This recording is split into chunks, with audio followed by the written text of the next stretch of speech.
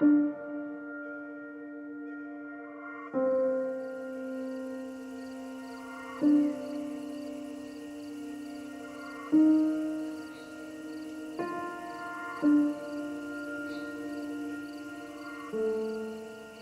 various occasions throughout the history of the Church of Jesus Christ of Latter-day Saints, we have erected monuments to commemorate important anniversaries.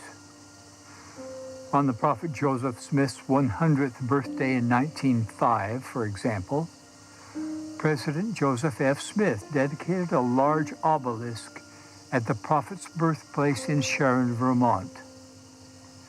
On another significant centennial, July 24th, 1947, 100 years after the pioneers entered the Salt Lake Valley, President George Albert Smith dedicated the This Is the Place monument at the mouth of Emigration Canyon in Salt Lake City, Utah.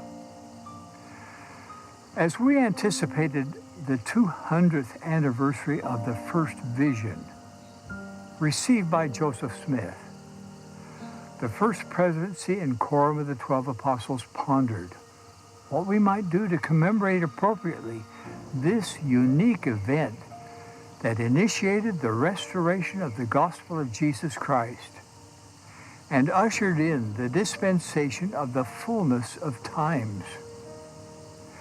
We asked ourselves if another monument should be erected. But as we considered that unique manifestation of revelation and the historic international impact of that first vision, we felt impressed to establish a monument of words of solemn and sacred proclamation, written not to be carved in tables of stone, but in words that could be etched in the fleshy tables of all human hearts. During the 190 years since the church was organized, only 5 proclamations have been issued, with the last being the Family, a proclamation to the world, presented by President Gordon B. Hinckley in 1995. Now, as we contemplate this significant time in the history of the world and the Lord's charge to accelerate the gathering of Israel in preparation for the second coming of Jesus Christ, we, the First Presidency and Quorum of the 12 Apostles, issue the following proclamation. Its title is The Restoration of the Fullness of the Gospel of Jesus Christ, a bicentennial proclamation to the world.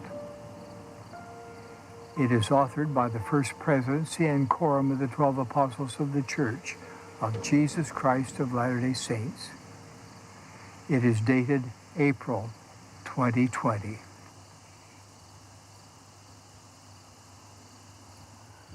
We solemnly proclaim that God loves his children in every nation of the world.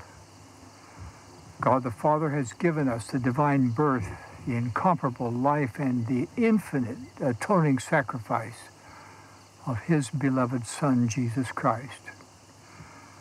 By the power of the Father, Jesus rose again and gained the victory over death. He is our Savior, our exemplar, and our Redeemer. 200 years ago, on a beautiful spring morning in 1820, young Joseph Smith, seeking to know which church to join, went into the woods to pray near his home in upstate New York, USA. He had questions regarding the salvation of his soul and trusted that God would direct him. In humility, we declare that in answer to his prayer, God the Father and his Son, Jesus Christ, appeared to Joseph and inaugurated the restitution of all things as foretold in the Bible.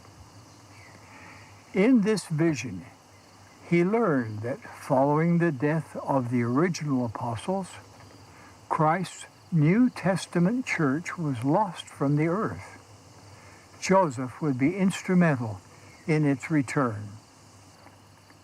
We affirm that under the direction of the Father and the Son, heavenly messengers came to instruct Joseph and reestablish the church of Jesus Christ.